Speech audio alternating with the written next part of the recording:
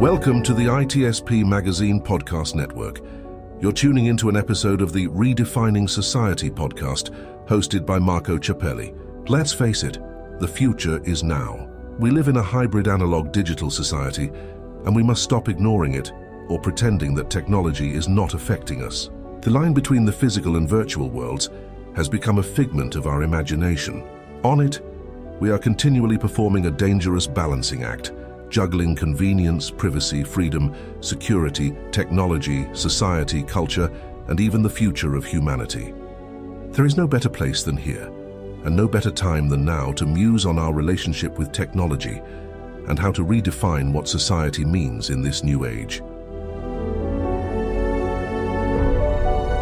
Black Cloak provides concierge cybersecurity protection to corporate executives and high-net-worth individuals to protect against hacking, reputational loss, financial loss, and the impacts of a corporate data breach.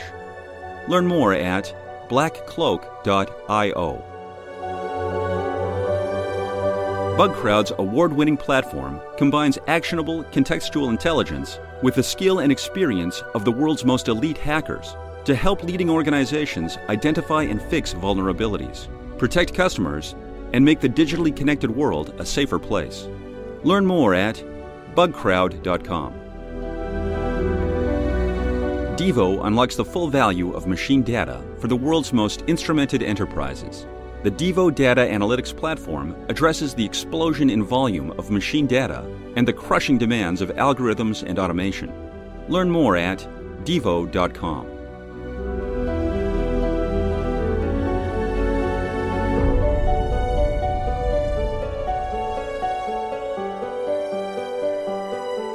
Hello everybody, this is Marco Ciappelli. Welcome to another episode of Redefining Society Podcast on ITSP Magazine Podcast Network.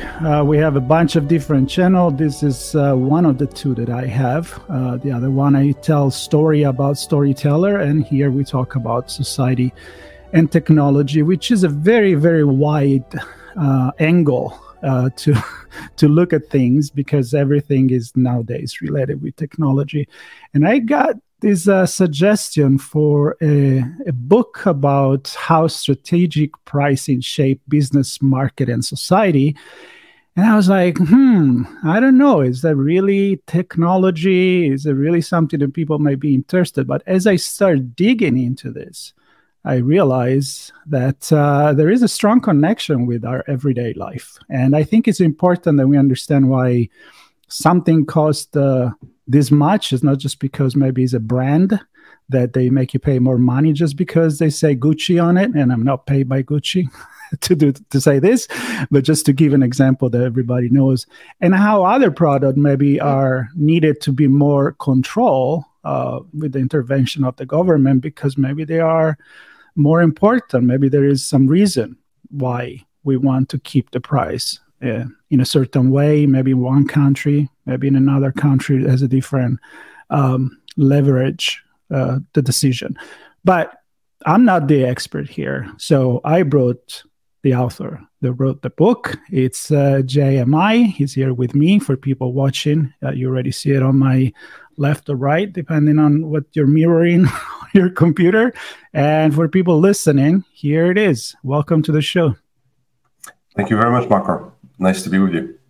Well, it's a pleasure. So I already tried to paint probably a really bad painting of of the concept, but I wanted to grasp the attention of people to know that this is kind of the direction where we're going. But again, you are the expert. You're the one that wrote the book, and I think people will be interested in figuring out why they're paying this much for one thing, this much for another thing, and what is behind those decision making that happen nowadays. Let's start with you. What qualifies you to write such a book, and who you are? Thank you very much, Marco. So I'm French, but I've been living in the US for more than 25 years. And for the last 30 years, my job has been to first help set prices in the first job I had ever. And then I became a consultant, and I have helped company set prices. So from a background, I'm an economist, if you wish, with an economics background, as well as behavioral science. I had a PhD in marketing. But more practically, for the past 30 years, I've been in the details about how companies decide how much they should charge. And I wrote this book because most people understand that the actual number you pay for things have a lot of influence about what you can buy, what you cannot buy, what you can afford, or inflation, for instance, is an example about how prices impact society. But I wrote this book in order for people to see that in addition to the number, the structure about how we set prices also has a massive impact on how society works out. And that I thought it would be helpful for people to think about that structure and the consequences. And this will have impact, for instance, about how we price Gen AI tools going forward. If we price Gen AI tool per user, well, that is going to be basically saying that these tools are helping humans do other works. But if we price them per task, that is basically saying that they might replace humans. So in the pricing structure itself is one of the fundamental questions about the dialogue about, well, what will Gen AI do? Is it replacing humans or is it enhancing humans? The way we price things has an impact on that. When you put it that way, and my background is political science, and so I study a little bit of economy. It wasn't my favorite because I'm not a math person. I'm more like a thinker. But it kind of gives you that idea that everything is connected. There is synergy in everything that we do, and we discover that with the environment when we talk on this channel about climate change and how one thing in one side of the world affect a thing on the other side of the world. And I see the same thing as far as pricing, because we live in a global market nowadays. We've seen it with the wars. And so, again, it sounds to me that you can do a lot to control, not in a bad way, hopefully, but control society. But it's also coming the other way, where society influence the way you price things, I'm assuming. So that's right. So it's a back and forth dialogue, if you wish, between society and companies and so on that intends to find a good equilibrium. And the word we have used is the word shaping. Is a company could shape things, can help make them happen. But also, you can shape things completely differently from the market forces and what people want and so on. So you have a dialogue between what is possible and what you should do in order to drive outcomes. I think it is really important for us to look at how these pricing structures do influence the outcomes of society. Let me take an example that came recently. Recently, people have been talking about tipping. And it seems like such a natural thing, but we tip differently in the US versus everywhere in the world. You have societies like Japan where there's no tips. Europe's where tipping is, whether in German or French, it's called Geld money or pourboire. It's just for you to drink or to have a drink on Friday. But in the US, it's to pay for your roof, your kids' clothes, and everything, right? So historically, tipping in the US has been to playing a much more important role for people that are service workers.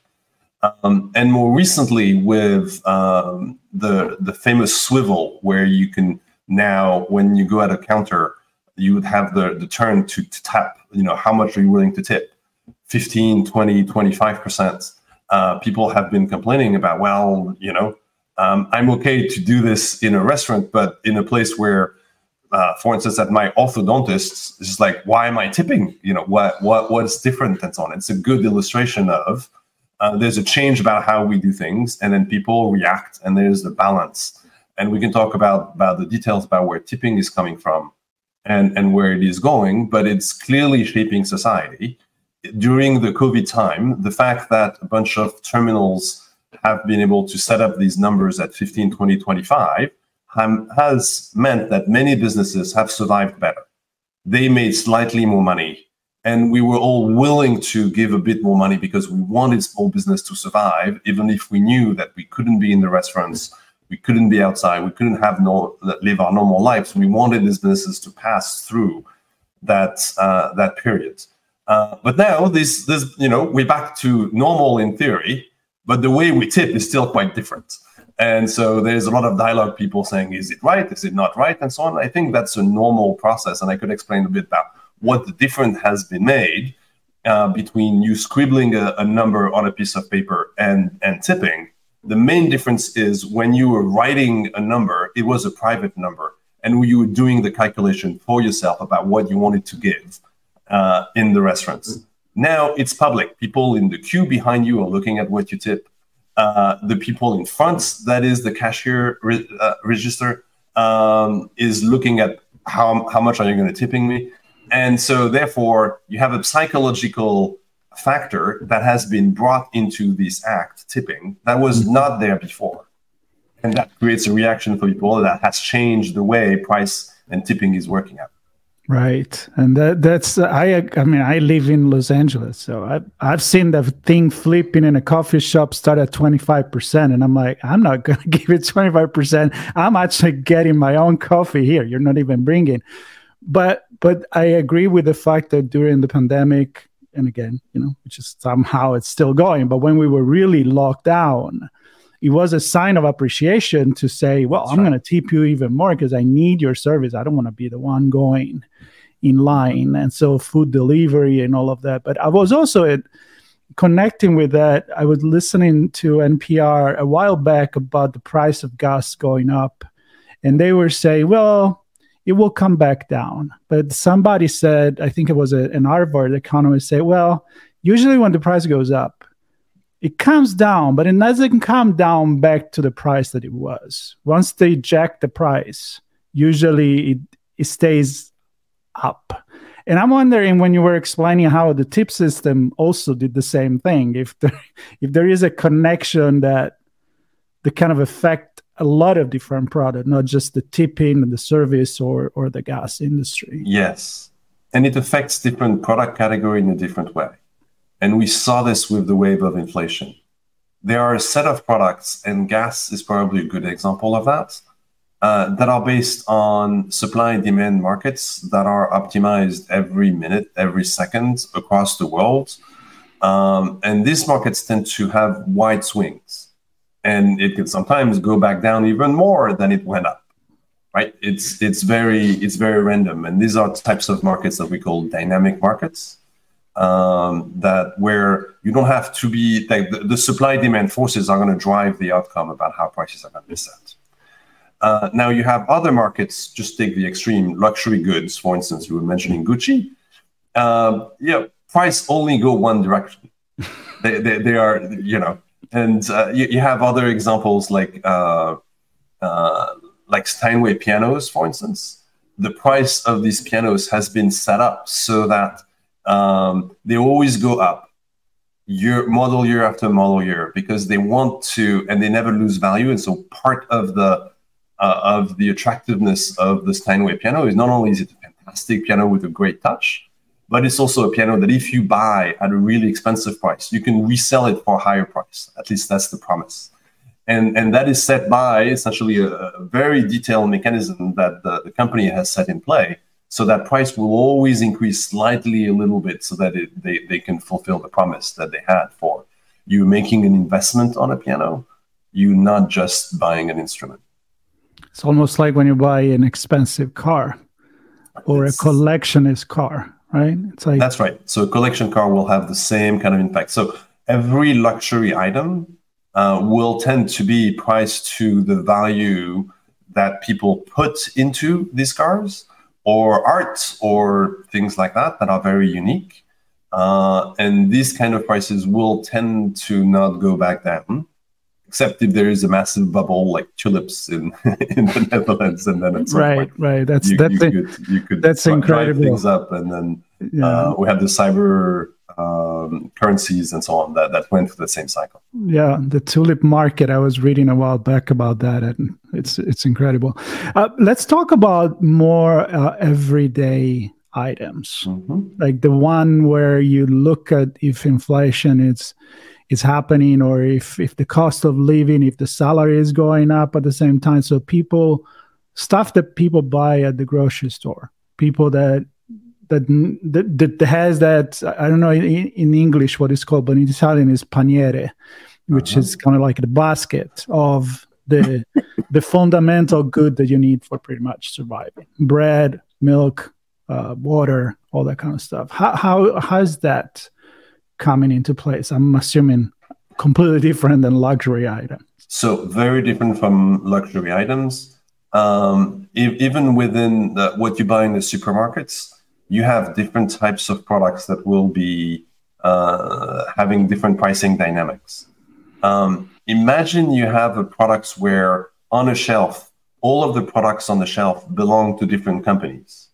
They're gonna all price it in a way that is really dependent on how much volume they're gonna get, depending on how much prices are set. So if you set your price higher up, less people buy your product. If you price it slightly lower, and if you price your product wrong, you're gonna not have that much volume. And so these prices tend to be quite competitive.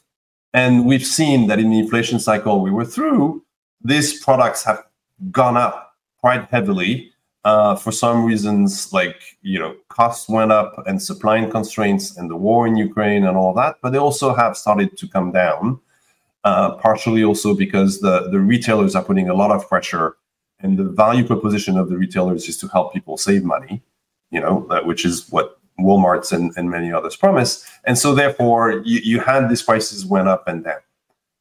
If you take some other day-to-day products, like the subscriptions we have or the coffee, they're really priced differently, because once you have decided to walk into a Starbucks, you're going to buy something. And so you have a set of choices in front of you. And if you feel like you can't afford as much as you could a week ago because maybe you lost your job or you're a bit pressured at the end of the month and so on, you can always buy something slightly less pricey than you used to, but you are within the Starbucks environment. It will be an extreme case for you to decide, I'm spending too much on Starbucks, I'm going to stop drinking coffee, I need to find a place to get cheaper coffee. And so within that environment, you tend to have, this is what we call the choice model, where you give customers the choice and they decide how much they want to pay with a number of options in front of them. And in the choice model, you tend to not have prices go back down in the same way as they could in a retail environment. And so prices tend to go up on average. That's the same reason why you're going to probably see all of the subscriptions you're going to have, whether on video or others, will tend to progressively price up, because once you decide you want to have the subscription, you're going to be locked in within that choice. Let's go there in the more technological aspect of things. So you mentioned Starbucks. It's a coffee shop, but it's also kind of like an Amazon in a way. They calculate things. They know what they're doing. Of course, they sell online. They let you order online. They also, as for what I understand, and like you living in America but grew up in Europe, I know that the same chain that may have a store in San Francisco, a store in Los Angeles. I'm not even going to go to the Starbucks in Las Vegas, where things cost even more, but they price also accordingly to the location where they are. So is that taking into consideration the overall social demographic that live in a certain area? I mean, how complicated it is to run those numbers to price it? It can be quite complicated. And so, for instance, the main determinants about how you price something should start with how much it costs. And it could cost different amounts depending on where you are. The shop you are, the Starbucks shop will, the renting and so on will be at a different price depending on where you are in the country. So that cost will drive the prices up or down depending on how it varies. The cost of the personnel will also change things. Now, the cost of shipping the coffee around is probably, more uniform and more the same, and the recipes and the marketing is probably more spread. But anyway, so costs is a determinant of price. Mm-hmm. And then another determinant of price is what the value do customers get, and how do that compare to other things they pay for. So you will find that in large cities, people tend to be wealthier, and the prices tend to be slightly higher, and people are willing to pay more than in rural environments. And that's true in the US as well as it's true in France and in Italy and other countries, right? And then the last components of how prices are set is the intensity of the competition. And different markets at different points behave differently. Sometimes you can have a price war where companies are really fighting for every customer, or some other times there's more peacetime where you understand the market share is split in one way or the other, and so that will also impact how prices are set. But that means, and so we could go to how this will be impacted by AI, for instance, and technology. Yeah, let's go there with algorithms and even Amazon, or how they price stuff according maybe to where your IP is and logging. Exactly. From. So these three things I talked about vary everywhere in different ways. In the old times, you couldn't calculate all the ways the costs and your price and the willingness to pay, and it all varied everywhere. So you set up, 5 zones to price in the US, and for these 5 zones, this is it, right?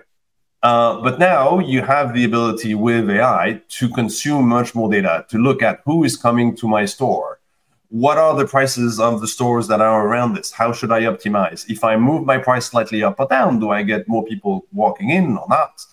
How does that impact all of that? And so sophisticated AI technology has started to be implemented in pricing for more than 20 years in different industries. But in the recent 5 to 7 years, it has now been large chains of almost any kind of product and service have started to use sophisticated AI algorithms to price things dependent on the 3 criteria I talked about.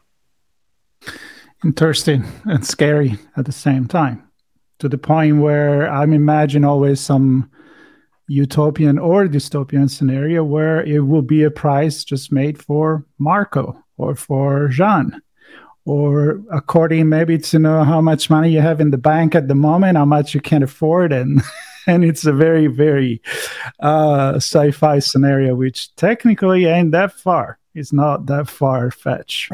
It is not that far, and I think we should have a dialogue about whether it's right or not, and in which way, when is it right and when is it not right. Yeah. So let's talk about pricing fairness for a second. Yes. If you ask people what is a fair price, the main answer people will tell you is two things, mostly. A fair price is a price everybody else pays. If everybody pays the same thing, that's fair. Another way to look at it is a fair price is a price set by free markets.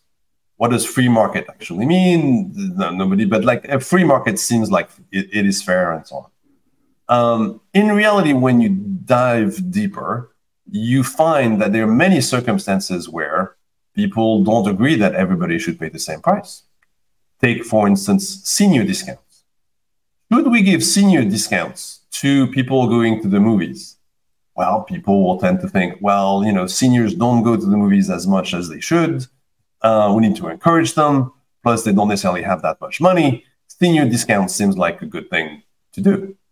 But if we give discounts to people that are older, why don't we give discounts to people that are younger? And you will find a portion of the population that says, absolutely, we should give discounts to students, for instance, a way to define people that are younger. But then not everybody will agree with this. And when you look at why, you will find that when you age, you tend to agree less to giving discounts to students. But all young people are okay to give discounts to grandpa. So on average, people are more in favor of giving discounts to grandparents and seniors because of how they relate to their age. And when you dig a little deeper, you find out that as people that are conservative age, they are really against giving discounts to students. But as people that are more democratic in the US, or more progressive, if you wish, or more liberal, they think anybody should, students should get discounts no matter what their age is.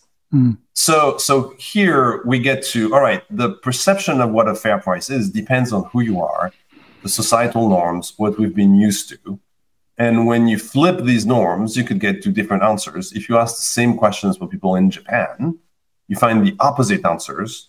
In Japan, people are really in favor of giving discounts to students, but not as much to seniors, partially because there's a great retirement system. And the same thing in France. Right. So the way society is structured impacts how we see things. Now, let's talk back about your problem about is it fair to have a price that is different for everybody? Well, let's look at airlines. They were the first ones to, set up 25 years ago, 30 years ago, what's called yield management, which is basically getting the maximum price you could get for anybody on any seat. So you could sit somewhere and you paid $150, and the guy, next to you paid $57. You're like, what? Why? How? How is that possible? But also in the first class cabin, you have someone who may have paid, I don't know, $600 or $800. And what does that do to society to have everybody pay a different price for air travel? Well, basically that means more people can travel. And isn't that a good thing? So let's forget the CO2 issues for now, right? But that people and young people and people with not necessarily that many means could travel more and go around the world because we have different prices for different people. That is something that has grown tourism, that has grown air traffic, and that has helped people connect to each other and understand other worlds in a better way than they would have otherwise, staying in their home and in their village all the time. So you have always different sides to things, and so that you need to look at. And sometimes varying prices according to what people are willing to pay and the value they get from different things can be a really good way to essentially offer a particular product or service to a wider population. So one thing that I look at things from a very personal perspective when I look at this is like, okay, I understand the slight variation, but when I see the difference to be sometimes even in the $1,000, if you're flying from LA to Rome, for example, or to Paris, it's not the $50. It's the $1,000 sometimes. So you're like, wow, that's hard to justify it in my mind, right? Or another thing that I can say is, for example, when you pay for luxury, there is a point where the quality doesn't really affect that price anymore. You're really paying for the brand. There is so much of a good leather that you can put in a pair of shoes or in a bag. On top of that is all brand and image. But what I really want to go with this is that you cannot control that. It's okay. It's the market. Who cares? If you can afford it, pay for it. If you don't want to buy it, nobody's forcing you. It's kind of extra, right? Ticket a little less because you have to travel. But I would like to get to when there are decisions to be made on pricing of things that have effect on our society. So climate change, electric car. Like everybody probably wants to drive an electric car, apart from the infrastructure that may not be there yet. But it's also you need to pay way much more money to start with electric car, even if then you save money as you go, right? Yeah. But how do different government, according to the politics and the kind of leaning left, right, conservative, liberal, whatever it is there a right and a wrong when we get to those decisions? Moral, ethics. So I think it's difficult to say this is right or this is wrong, but I think having a dialogue about this and having a dialogue about why is it better one way or the other, and us as a society finding out together what is right with the market forces is the good thing to do. Before going into the car example, let me talk about the CO2 emissions And one of the ways to discourage people, so we want to avoid global warming, right? It's accelerating, and it's due to greenhouse gases. Big greenhouse gas is CO2, so you want to avoid putting more CO2 in the atmosphere. One way to solve that is to put a price to CO2.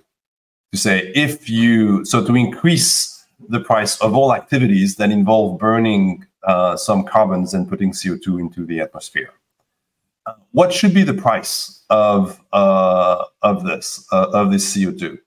Well, if you come back to my example before, if you say everybody should pay the same price, well, what will happen is the price for people in less rich countries, in Africa, in India, that are burning dung in order to heat themselves. And if you say you can't do this, and this is CO2 price, you're going to have to pay for this, you're going to have a revolution. People need to heat themselves. They need to survive. And even, increasing the price by just a little bit can discourage them to find some new solutions. So it's not that there should not be a price, but the price could probably be quite cheap.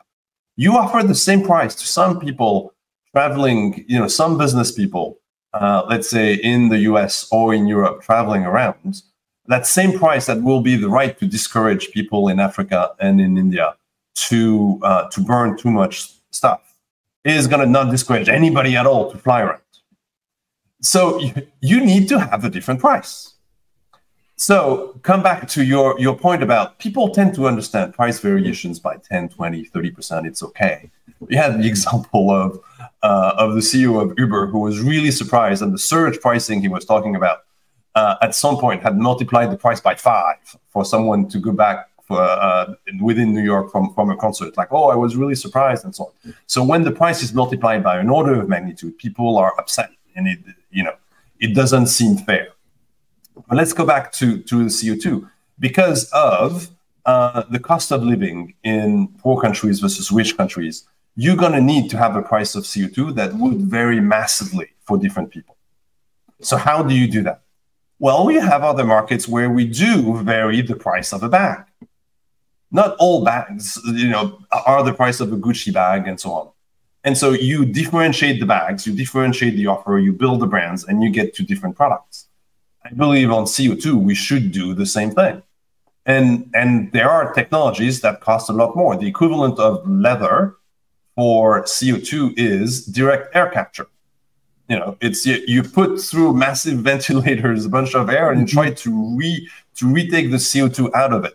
That costs between, depending on where you look, $200 to $400 a ton. Planting a tree is around $5 to $15 a ton. And avoiding burning something that you wouldn't need is even less than that. So there we go. We have here prices that vary in a different way.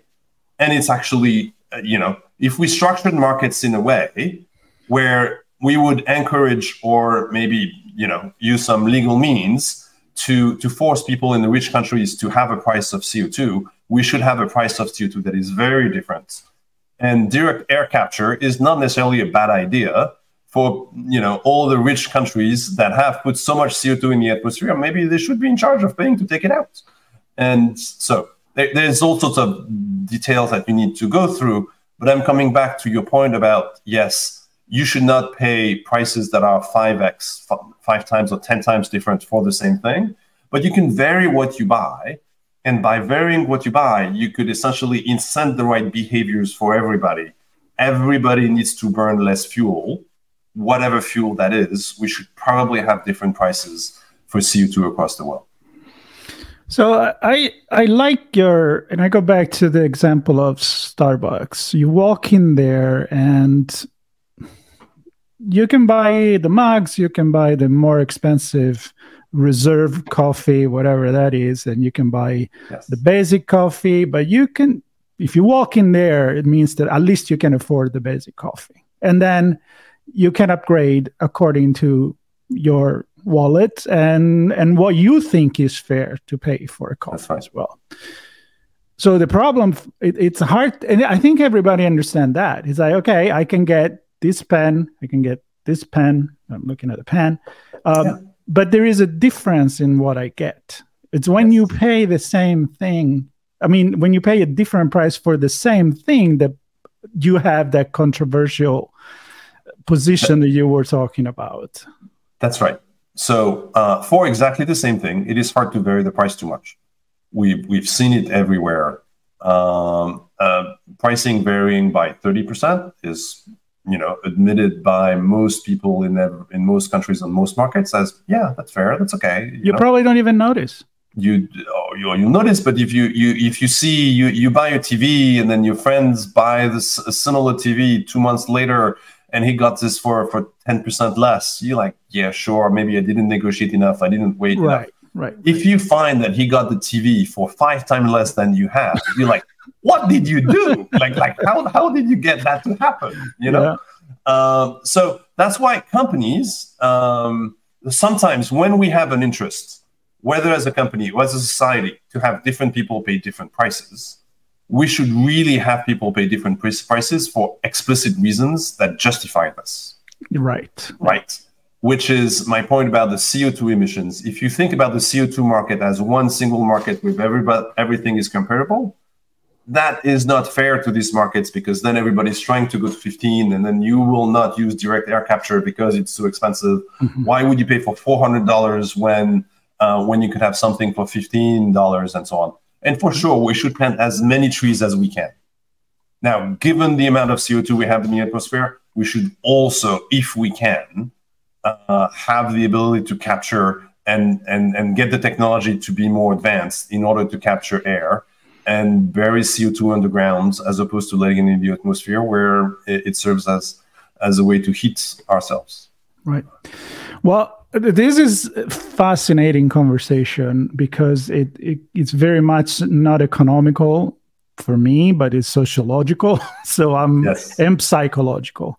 And I would love for you to come back and maybe we go in areas that we haven't covered, because I think it's fascinating. I'm sure the audience is liking that. But I do have a question. When we were talking about personal pricing in the utopian world with AI, but also I want to put into the game not only what somebody can afford or where do they live or what is the final means for, I'm paying $2 more because I know that a percentage of this product is going to plant a tree, which is a great marketing promotion. But you know what? If it also helped the environment, let's do it. If a dollar goes to nonprofit that resolve anger in Africa, cool. If you can afford it, do it. But there is a perception where psychology and advertising and marketing is if it costs more, it must be better. Very human thinking. And I feel many companies, obviously, they're there for making more money. They'll leverage that. But is that really true? And can a company ride that wave long enough before the market kind of realize that, what the hell? Especially with social media nowadays, where things are a little bit more transparent.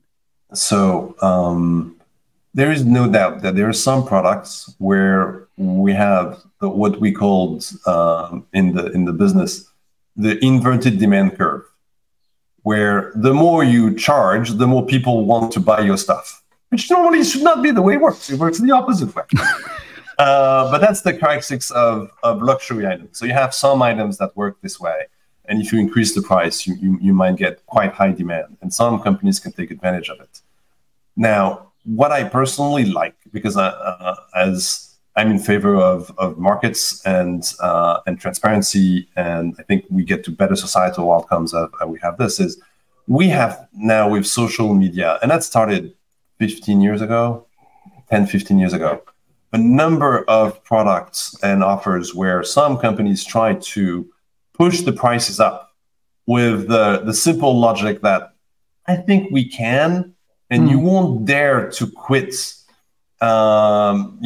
using our product or using our service. So we price higher because we can. We didn't change anything. We don't add any more value. We don't do anything more for you today than we did yesterday, but we want you to pay us more money today than yesterday. And you have a number of examples where people in social media apps says, this is ridiculous. Why do I pay this $5 fee now for the same debit card that I used to have? That was one of the first examples, the debit card just in 2011. And there's a woman who basically started two campaigns. She was, upset about we are in a time when we don't have as much money. We're going into a recession. And now all these companies are jacking up prices on us. And she managed with a great social media campaign to get all the companies who were planning on some price increases to go back down. What that shows is that transparency and market pressure can work better in the technology space than when we had no technology and no communication. As much as we can talk about a number of problems with social media, this is an example that I thought was one that was positive in that it was helping the market forces play out. And it's not true that every company can jack up prices and not suffer the consequences. Most of them will suffer the consequences. There's a few exceptions, and usually it comes from some market characteristics where they have managed to add value to a number of people that really want to pay for that money. And at that point, if people can afford it, I don't see anything wrong with that. Yeah, and let's not forget that the value often is not something you can measure. It's people have their own priority. They have their own value. Right. If you are a Disney fan and you go to Disneyland and you want the little hat with the ears and you're paying a lot of money because you bought it at that Disneyland, and you're okay to pay more. And it's not, nobody forced you to do that. It's your decision. Well, maybe your kids forced you to do that, but that's a different story, right? Well, again, I think we just look at the tip of the iceberg here. Yes. I think there is a lot more conversation. I can think many different aspects, especially if we want to dig more into algorithm and the way. Also, maybe if you come back, and again, I'm inviting you to come back to look at what it used to be, right? Before the internet. Yes. How would you mentioned the tulips market, which I think is fascinating, and to go into something like that, and then how the prices are decided maybe on the fish market in Tokyo, 4 a.m. when the fish arrives, and so there is a demand and offer, and how much fish did you actually catch that day versus another, and to a lot of different variables that come into play. There are very different problems. I'm happy to come back. Just a teaser or something for people to think about. It used to be that most of what you paid for cost something to the company who was offering it to you. I'm buying a car. There's a physical car. I have it in my hands. It costs to build the car. So I'm paying for that car. A big chunk is I'm paying for the cost of building the car. As we move to a world that is more digital, when I'm listening to a song, it doesn't cost anybody else anything to get that song to come to my ears. So digital goods have no marginal costs. And the theory about how to set prices for things that have no marginal cost have evolved massively. And it's one that I call progressive pricing, that you need to have your prices differ depending on people, depending on the value they get. Otherwise, you don't survive as a company. In other words, Spotify can exist because there are people who are using it for free, and because there are also people that are paying for that. And if Spotify finds a really good way to charge different prices to different people for something that could be relatively similar, but they differentiate it, that will make the digital goods more usable by everybody. What is true for music can be true for news, can be true for video, can be true for all digital goods. And maybe that's something we'll talk about next time. Absolutely. I'm up for that, because nowadays we don't really own much of what we pay for. The day that you close the account, let's say on Apple Music or Spotify, it's all gone. You don't have the vinyl and cassette to keep for your kids or anything like that.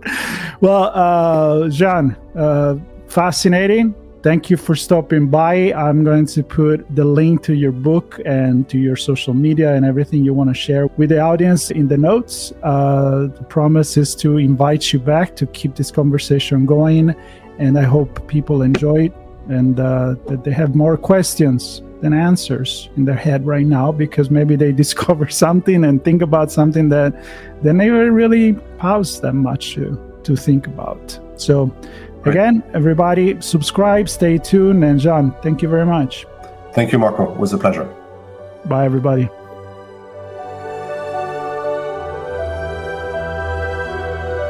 Devo unlocks the full value of machine data for the world's most instrumented enterprises. The Devo Data Analytics Platform addresses the explosion in volume of machine data and the crushing demands of algorithms and automation. Learn more at devo.com. BugCrowd's award-winning platform combines actionable contextual intelligence with the skill and experience of the world's most elite hackers to help leading organizations identify and fix vulnerabilities, protect customers, and make the digitally connected world a safer place. Learn more at bugcrowd.com. Black Cloak provides concierge cybersecurity protection to corporate executives and high net worth individuals to protect against hacking, reputational loss, financial loss, and the impacts of a corporate data breach. Learn more at blackcloak.io. We hope you enjoyed this episode of Redefining Society Podcast, hosted by Marco Ciappelli. If you learned something new, and this conversation made you think, then add this show to your favorite podcast player, subscribe to our YouTube channel, and share the ITSP Magazine podcast network with your friends, family, and colleagues. We hope you will come back for more stories and follow us on our journey.